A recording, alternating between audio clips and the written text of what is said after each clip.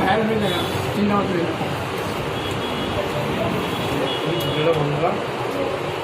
টাকা পুকুর ফোটা হয়ে নেই ওইটাই তো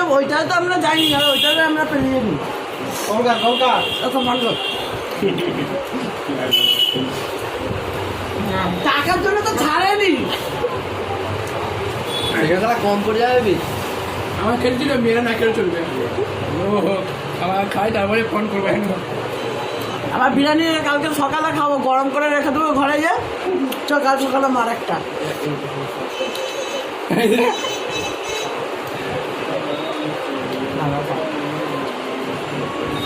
আজকে